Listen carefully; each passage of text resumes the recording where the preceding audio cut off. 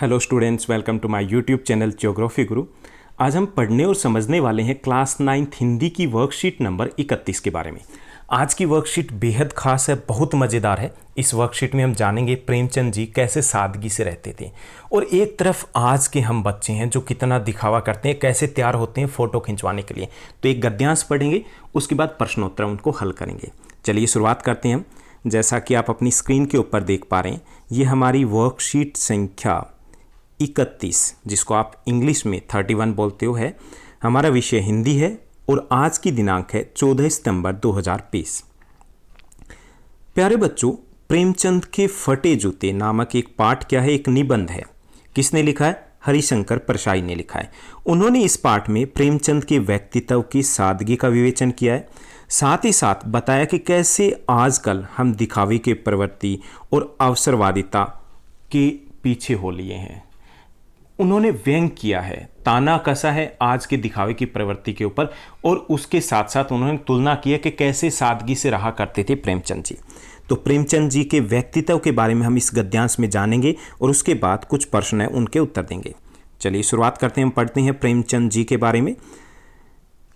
प्रेमचंद का एक चित्र मेरे सामने है। लेखक हमें बता रहा है कि प्रेमचंद जी का चित्र है वो उनके सामने है और पत्नी के साथ फोटो खिंचवा रहे हैं उस चित्र में।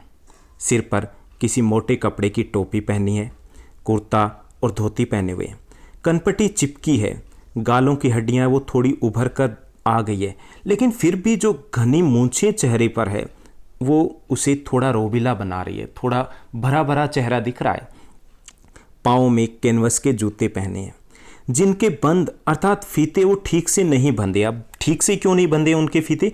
क्योंकि लापरवाही से प्रयोग करने पर बंद के सिरों पर जो लोहे की पत्थरी है वो निकल जाती है। तो वैसे ही प्रेमचंद जी के जूतों से निकल गई। आपने देखा वो शुरुआत में सिरे में क्या होती है, लोहे की वो पत्थरी लगी होती है ताकि वो छेदों में ठीक से चली जाए। तो इनके कारण छेदों में बंद डालने में परेशानी होती है प्रेमचंद जी को, लेकिन फिर भी जैसे तैसे करके बंद कस लिए जाते हैं।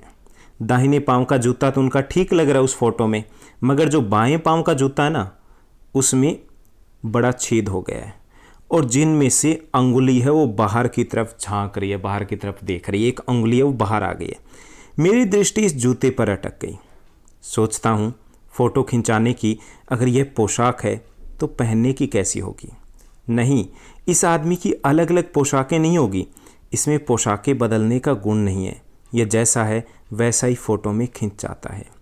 तो यहाँ पे व्यंग किया गया। आजकल हम फोटो खिंचवाते हैं और फोटो खिंचवाते हैं तो पता नहीं क्या क्या दिखते हैं। आप भी सब जानते होंगे कि जो फेसबुक पे फ़ोटो होती है और जो फ़ोटो आपकी इंस्टाग्राम पे होती है, जो फ़ोटो आपकी व्हाट्सएप डीपी पे होती है, उससे हम बहुत अलग होते हैं।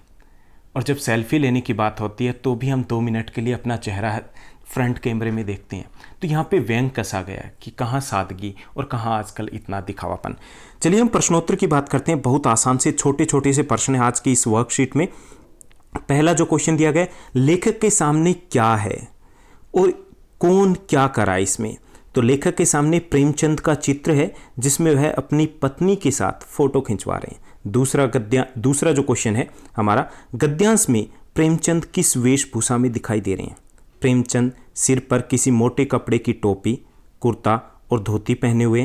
प्रेमचंद के पाँव में फटे जूते हैं। तीसरा हमारा क्वेश्चन दिया गया, प्रेमचंद के जूतों के बारे में क्या बताया गया है? प्रेमचंद के जूते फटे हुए हैं, उनके फीते ठीक से नहीं बंधे हैं, बाएं जूते में बड़ा छेद हो गया जिसमें से अंगुली बाहर निकल आई है। चौथा जो प्रश्न है वो भी उनके जूतों के बारे में कि बाएं जूते में क्या परेशानी है? बाएं जूते में बड़ा छेद हो गया है जिसमें से अंगुली बाहर निकल आई है। प्रश्न हमारा लास्ट है, 5th हमारा प्रश्न क्वेश्चन है, आप फोटो खिंचवाने के लिए किस प्रकार तैयार होते हो?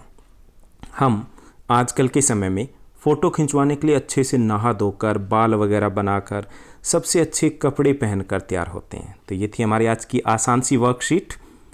उम्मीद करता हूँ आपको अच्छा लगा होगा। इस चैनल को लाइक, शेयर और सब्सक्राइब ज़रूर कीजिएगा। और हाँ, आपके कमेंट का भी वेट रहेगा अपनी क्लास, अपने स्कूल और अपने नाम के साथ। Thank you, bye bye, have a nice day.